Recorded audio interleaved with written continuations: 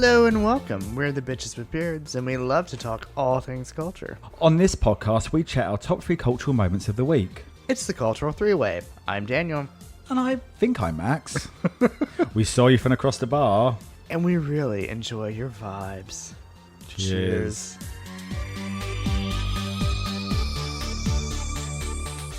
We were having a very mystery-filled conversation. I was tempted to talk. I just finished a book, Queer Case, which was a 1929 London set murder mystery. It was excellent, but we can't really discuss because it's a murder mystery. Yeah. But highly recommend for supporting the queer cause. Maybe queer cause could do slightly better. Anyway. Yes. I think it was a very good entry point for queer culture, which I ended up getting another book about queer London to learn a little bit more after reading that one. Yeah, London's just a fascinating place of its history. Yeah. It's especially the we'll just go off into this now, aren't we? So this book was set between the wars, which, if anyone knows Europe at the time, was a very fascinating place to be. Yes. Now, don't get me wrong, London was not safe to be gay. It was illegal. But you had mention of Berlin, and I got Isherwood vibes. Yeah, so, yes. In that there were talk of him going to Berlin. But it was also the sort of the Great Reset for there was a huge social reset. The feudal system was really collapsing at an accelerated rate. Yeah. They were broke anyway, and people had no more patience for people sitting at the top that really shouldn't quite be there. So highly recommend a lot of Forster, Evelyn Waugh for books about that time. They are truly fascinating periods of time. And excellent reads that I would like to say thank you, Max, for getting me. And thank you for lending me all these really great murder mysteries. But the funny thing is that one you actually got me for Christmas. Yes, so it's now back to you. That's how to do it, isn't it? I know. I haven't bought a book for ages. But anyway, Daniel, what the mystery I want to know is, how was your week? Oh, my week. So work I can't get into. There was a lot of fireworks that literally happened at work.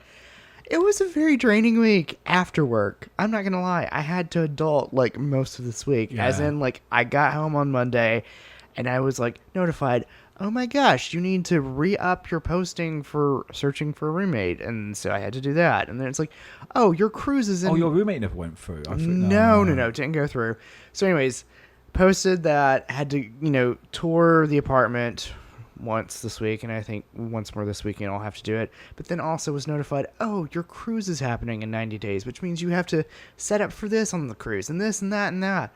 And I was just 3 hours later, I'm okay, I think I've established everything. I'm oh, it was just a draining day. And then I worked on reports for the office whenever I got home, and I'm just I am just done. I'm done. Yeah, it was a weird week.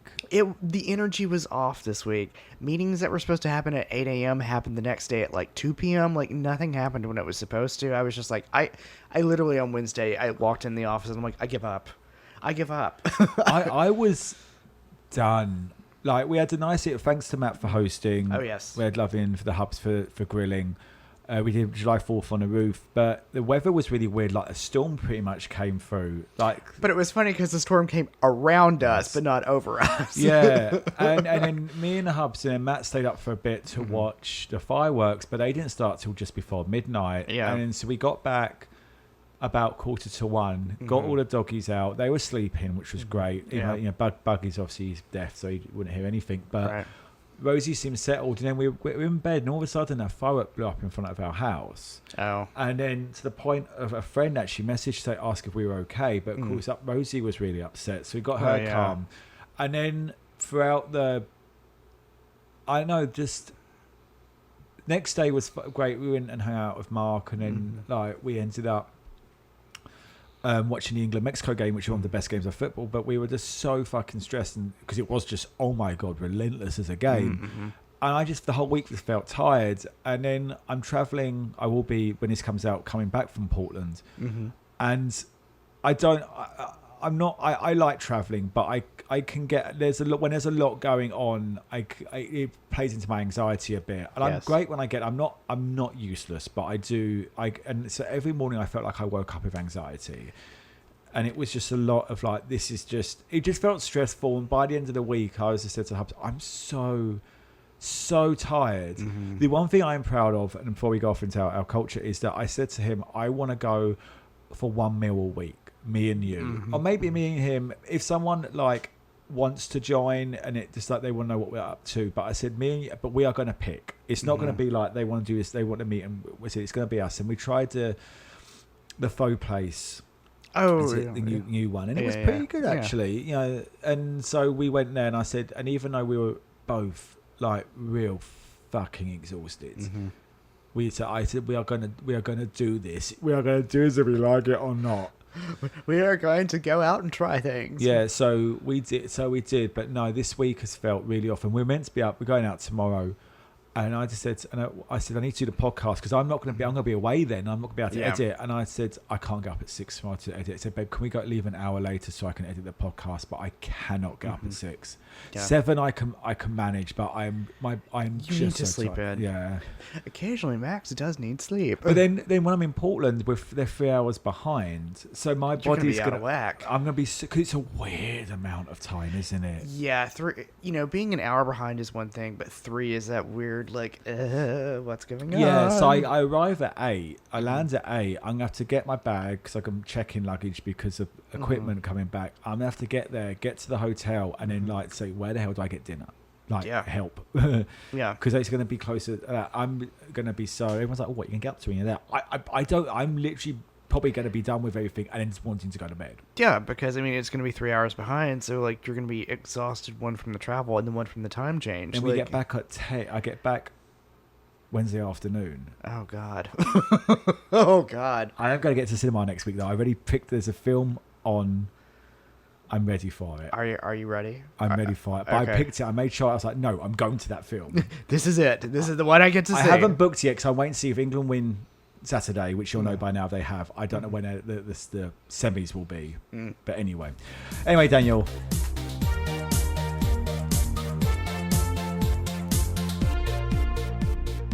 I've been talking too much about myself. I want to get our guests nice and warmed up. It's time for the warm-up for What is Culture. What has been culture for you this week, Daniel?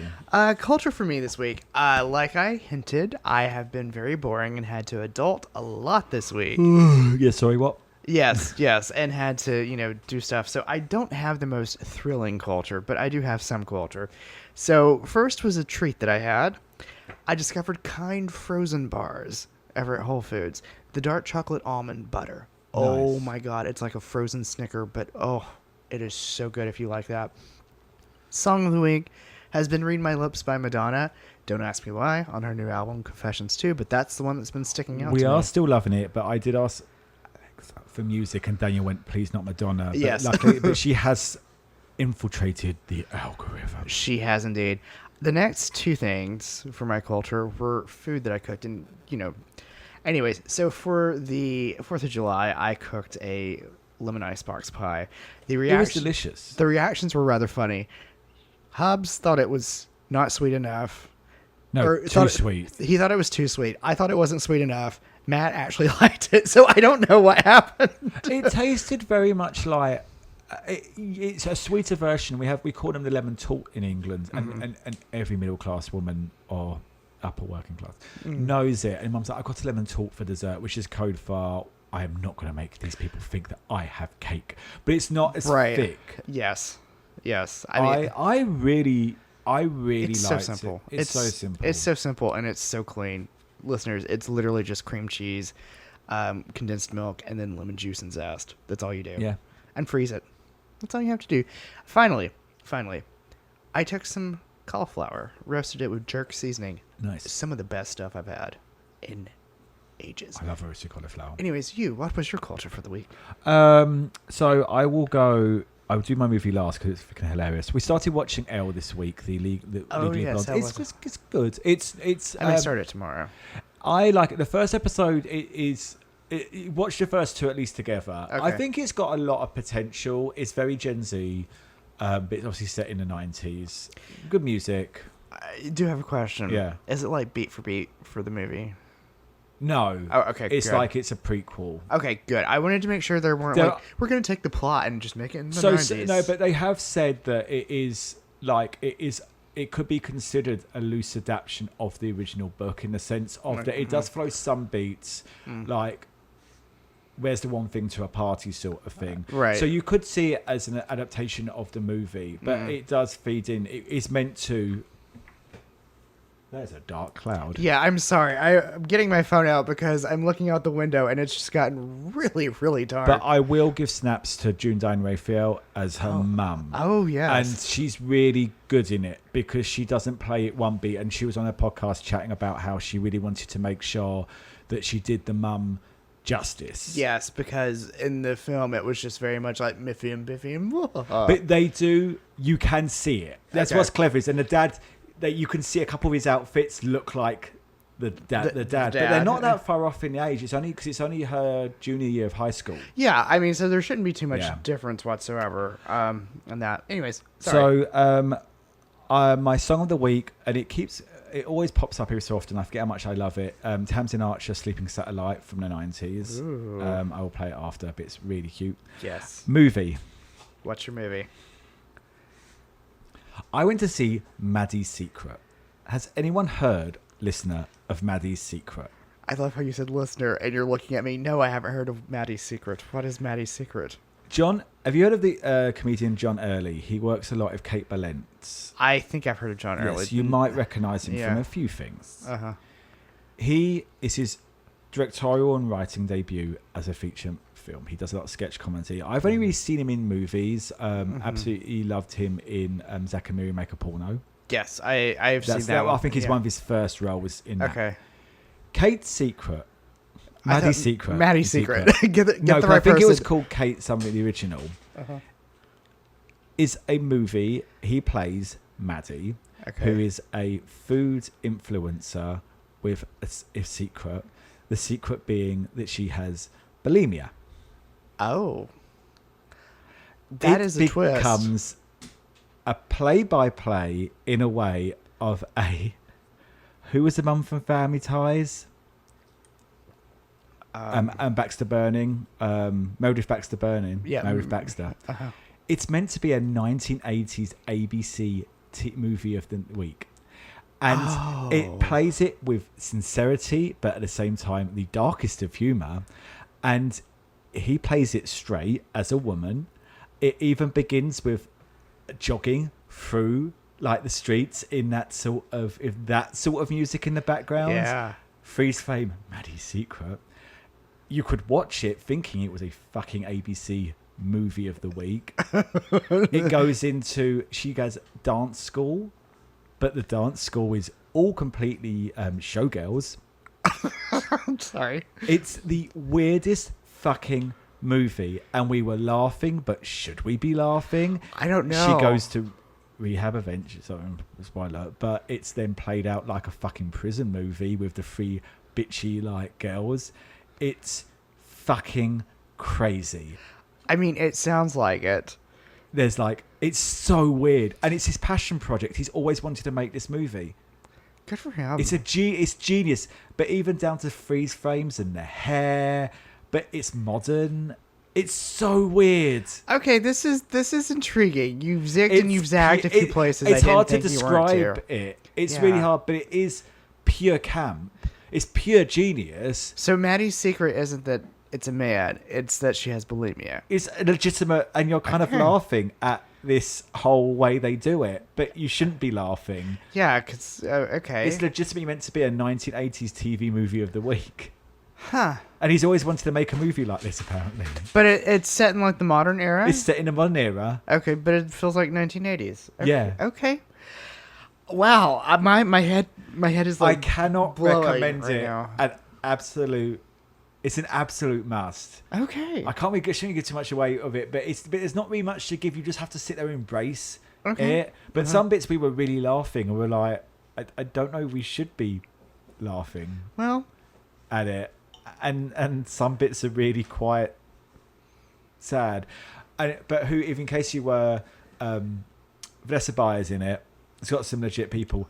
Kristen Johnson from Third Rock from the Sun plays her mum, who started all the problems. You know, of course she did. And Kristen Johnson is Kristen Johnson, but at the same time, with some level of sincerity. It's so fucking. Kristen Johnson with sincerity. But you know, like because the thing is, she's a very broad actress. Yes. But she's her and Jennifer Coolidge kind of in the same school, but Kristen Johnson stuck in sitcoms, and Jennifer Coolidge went a little bit into like the movies. Yeah. But anyway, that's enough about me. Let's get our guest finished off.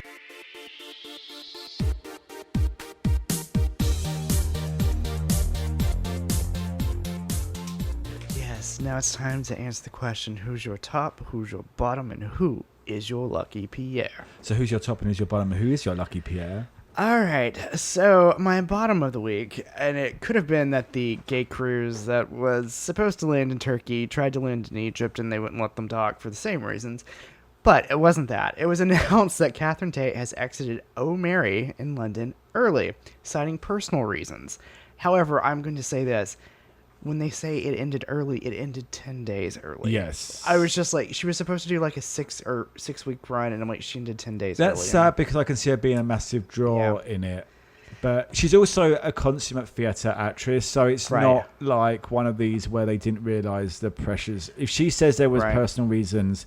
There's personal reasons. So no clue what the personal reasons are, and we don't need to know. She's also the sort of actress that will come back. I can see her coming back for a couple of weeks. Now she's done it, and we'll just be I could see her like being like, oh, it's December. I'm going to come back for, whatever. All right. So my top of the week were the Emmy nominations came out. Yes. Now, I'm not going to go into all of them, and guess what? At the end of the day, I don't really care too much about Emmy nominations. No, I've never really. But there were some record-breaking Emmy nominations that happened. So Bad Bunny had 9 Emmy nominations for the halftime performance. This makes it the most nominated halftime performance ever of all time, and congratulations on that one. RuPaul also became the most decorated presenter with 11 consecutive nominations for Best... I guess it would be TV. Yes, TV reality show. Presenter, host. Yeah. I'm not sure what the titles are.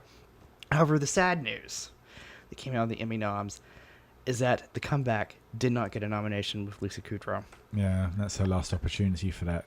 And this is like, yes, that's the entire point. This is the last opportunity. But it's also on par with Valerie Cherish not to get the nomination. Lauren Weidman, who was in... Looking as Doris, she got nominated because she plays the mayor of Las Vegas in Hacks, and she got a nomination. She was completely and utterly gobsmacked. Yes, there was a lot of those that people were like, "Oh yeah, that." The best way to describe all of the actresses is mother. There was so much mother in all of those It was all women of a certain like. And there was it was very much career defining, and it was very much like the roles that they were playing was all that mother energy, as you say. Have you ever watched Hacks? No, I've got to watch brilliant. it. You've reached Lauren Weidman is brilliant. It's the mayor who's barely. She plays the part so well, but she's like sort of the party host who has been drinking too much of her own champagne. So she's like the mayor of Vegas, but kind of needs to put a bit of a barrier up between her and Vegas. Actually, it's like stop so much. All right, so this brings us to our lucky Pierre of the week. So, sorry, it's just me deflating. Okay, I think we're fine. Whatever you did was fine. Anyways, so there was a very important anniversary that happened this week. Yes. Wannabe. Yes, 30 years. Turned 30. Sorry, I spilled lead there. So I was so excited. No, but I mean, for 30 years we've had the Spice Girls in our lives. Like, where has the time gone? So the thing is, I remember it coming out. Like we do junior, primary school and secondary school, and when you leave in my school, Keston, you go to the local park and have a water fight. The teachers go with, it's all very, because we're only fucking 11 years old. It's government. But there's the boys' toilets and the girls' toilets, and you all need a code to get into, like our voices wouldn't give it away. And the girls' code was Spice Girls, and we're like, what are the Spice Girls? And the girls already started to hear. So it would have been, because we break up 2 weeks into July. So yes, it would be, they come out. Yeah. That's how. So for me, I have such a milestone. It actually does feel like that. Yeah. So I mean, for me, I was in the 3rd grade whenever it came out, like 2nd, 3rd grade, and for me, I think it was like my first awareness of like there is music and it can come from other places than the U.S. type situation. And, this is like the second British, well, I mean, it's not the second British invasion, but, so to speak, with like the music. But it was just like a touchstone moment of like an awareness of like pop culture, so to speak, because it came Huge. before the Britneys and the Christinas. It was like the precursor to all of that. Because someone pointed out they weren't actually together that long. No. But someone actually said if you do the math, it was a year and a half. And I think that was way too short because... I feel like it was longer than that. Because they said that Jerry left before the Spice Girls movie came out. And that I definitely know wasn't the case. Because the Spice World movie came out, which is coming back. They finally got the rights to it to get it. But I definitely think she left during the Spice World tour. Yes. Shout out to John last week when we were chatting. He was like, "You saw Jerry?" I said, "Yeah." He goes, "Word." We love no, John. I saw. But he's like, "Yeah, I know she didn't get. I don't think she reached America, did she? I think No, she'd gone no. by. She was gone by then. And then they did Forever after that. Yeah. And then they did Holly. Some there after that they kind of went up and down a little bit. And with the adverts. no, I remember And the Olympics. she didn't make it through the first their big world tour, which is kind of weird when you think about it. It was a weird time to leave. But yeah, no, I mean they it's hard to say what kind of captured it. I'm trying to remember. I mean, at the time we'd had a lot of boy bands, so we'd had Take That and Boyzone. All Saints were a bit later, so I think they launched the girl groups in the UK again. Well, I think they launched it for here in the States too, because like then you started to have the girl groups like of that demographic. What was your American reaction to them in terms of what girl groups sprung up from them? Because I'm trying to think what ones you would have. I can't think of an American one. Danity Kane. That's a bit later. No. So the thing is, like, I remember there were Spice Girls, and then there was also Bewitched that was also like after them, but it was sort of like on their tails here in the US. So Bewitched were Irish, Right. and their brother Shane was in Boyzone, so he was already established as Boyzone. Right. But like that was like sort of the next one Yeah. that started to come up with them. Who would be the next? We had All Saints, which you Yeah. guys never got. No. And then Girls Aloud came much later, but were fucking amazing. Well, yes. I think Leanne Rimes would have been after Spice Girls, so I think it was still a lot of solo acts actually. Yeah. Like When did S Club was S Club in? S Club was like 4 years after. Yeah. I mean, they did eventually come over, but like Because you had the TV. Because we had the TV. They launched Yeah. the TV show. Which Yeah, you they had. did here. Yeah. Yeah. Like it was weird. Yeah. Yeah, it's I mean cultural revolution, but Yeah, they were huge. I think was. it was, and I don't think you can't really describe it now. There'd be nothing. It just blew up. You can understand why Jerry left. It must have been complete and utterly all-consuming. Yes. I mean, they were everywhere. They were absolutely they everywhere. did the first album because the first album came out about Christmas, I think. Yeah. And then I remember that was the big one to get, and then the film came out. They must have made the film pretty quickly. Yes, they had to. Yeah, you try and it's the same. I know it's not the same. It's like if the Power Rangers movie, when you look at the time scale, is they would have been writing that after the first season had come out. It wasn't like 2-3 seasons, let's see. And the same with Spice Girls. They must have realised very early on that they could do something with their personalities. Yeah. It's striking only Melanie. The little Gucci dress or the little Gucci dress. I cannot wait. I've only seen it like once. Yeah, same. Yeah, I think Office only like Space Jam. That was the big film, and then was like, oh, that was good. Who's Michael Jordan again? Who is this?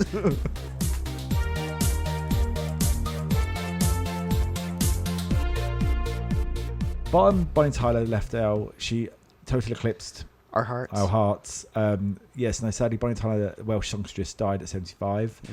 Very sad. Bit too young, if you ask me. Yeah. She had been ill, and then she'd been in the coma, hadn't she? And then she and still had not quite recovered. Total eclipse of heart. I love Faster Than the Speed of Light. Gonna move faster, faster than the speed of light. She needs a hero. She's a hero. That's amazing, and she also did Eurovision. Yes. But no, very sad to see her go. My top of the week. I really love the fashion at this year's Wimbledon. Oh, go you.